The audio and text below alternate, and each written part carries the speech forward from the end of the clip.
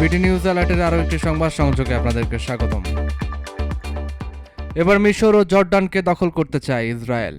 মিশর ও জর্ডানের একাংশ নিয়ে ফিলিস্তিনি ভূখণ্ড সহ এক বৃহত্তর ইসরায়েল প্রতিষ্ঠা করার ঐতিহাসিক ও আধ্যাত্মিক মিশনে রয়েছে বলে দাবি করেছেন ইসরায়েলি প্রধানমন্ত্রী বেনিয়ামিন নেতানিয়াহু।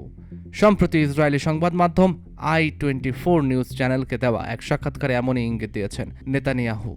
টাইমস অফ ইসরায়েলের বরাতে জানা যায়, ওই সাক্ষাৎকারে নেতানিয়াহু বলেন তিনি বৃহত্তর ইসরায়েলের দৃষ্টিভঙ্গির সঙ্গে অত্যন্ত সংযুক্ত। এই দৃষ্টিভঙ্গির আওতায় বর্তমান ইসরায়েলের পাশাপাশি ফিলিস্তিন, জর্ডান ও মিশরের কিছু অংশকেও অন্তর্ভুক্ত করা হয়েছে।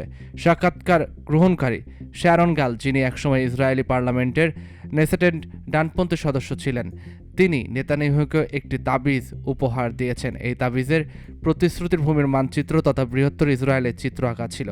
এ নিয়ে নেতানিয়াহুর কাছে জানতে চাওয়া হয় তিনি এই ধারণার সঙ্গে সংযুক্ত কিনা। জবাবে তিনি বলেন অনেক বেশি। তিনি আরও বলেন, আপনি যদি জিজ্ঞাসা করেন ঐতিহাসিকভাবে ও আধ্যাত্মিকভাবে আমার মধ্যে কোনো মিশন আছে কিনা, তবে তার উত্তর হলো হ্যাঁ। মূলত 2023 সালে গাজায় হামলা ও লেবাননে ইসরায়েলি অভিযানের পর থেকে বৃহত্তর ইসরায়েলের ধারণাটি আবারও সামনে এসেছে। এর একটি কারণ হলো গাজায় স্থল অভিযানের সময় কিছু সোশ্যাল মিডিয়া পোস্টে দাবি করা হয়েছিল কিছু ইসরায়েলি সৈন্য তাদের ইউনিফর্মে বৃহত্তর ইসরায়েল মানচিত্রযুক্ত ব্যাচ পরেছিল।